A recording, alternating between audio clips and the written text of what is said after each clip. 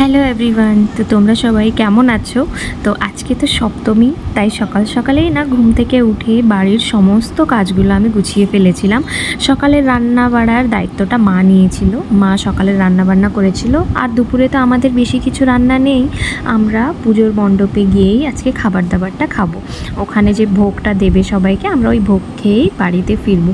তো আমরা এই যে বেরিয়ে পড়েছি কালীবাড়ি যাওয়ার জন্য। আর কালীবাড়ি না আমাদের বাড়ির থেকে বেশি একটা দূরে না, কিন্তু এই কয়েকদিন এতটাই ট্রাফিক থাকে ওই রাস্তায়, কেন কি আমাদের এই দেউরিয়ায় না অনেকগুলো পুজো হয়, দুর্গা পুজো, রাস্তায় রাস্তায় প্রতিমা বসায়, সেই জন্যই অনেকটা ভিড় থাকে। আর গাড়িতে যাওয়ার সময় আমি কিছু না আশা ভোসলের বাংলা গানগুলো গাড়িতে চালিয়েছিলাম, যেইগুলো কলকাতায় পুজোর সময় বাজে, সেইগুলোই একটা পুজো পুজো ফিলিং আসবে বলে। আর সত্যিই না সেই ফিলিংটাই আসছিল। এই পুজোর 4 দিন না আমরা ভীষণ এনজয় করি, জানো তো। চিনি না বাড়িতে এতই খেলা করেছে যে ও গাড়িতে ঘুমিয়ে পড়েছিল। আর আমরা এই যে মণ্ডপে পৌঁছে গেছি। তো এখানে অনেক লোকেরাই এসেছে, আর কিছু কিছু জন এখনও আসেনি। আমাদের আসতে না আজকে একটুটা লেট হয়ে গেছে, আর আমরা জেনে শুনেও একটু লেটই এসেছি, কেন কি এবছর তো আমরা অঞ্জলি দিতে পারবো না, সেই জন্য আমরা একটু লেট করেই বেরিয়েছিলাম। তারপরে এখানে এখন মাকে ভোগ চড়ানো হচ্ছিল।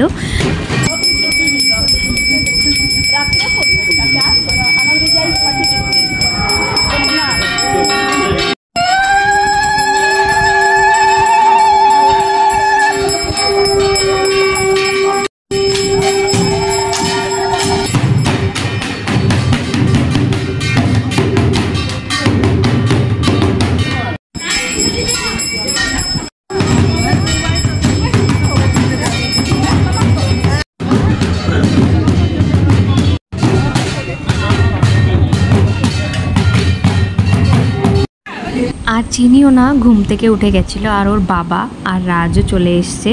আর এখন না চিনি ভীষণ ইন্টারেস্টেড থাকে ঢাক বাজানো নিয়ে। ও মণ্ডপে গিয়েই না প্রথমেই ওখানে যাওয়ারই জিদ করে। তো ঘুম থেকে ওঠার সঙ্গে সঙ্গেও চলে গেছে ঢাক বাজানোর জন্য।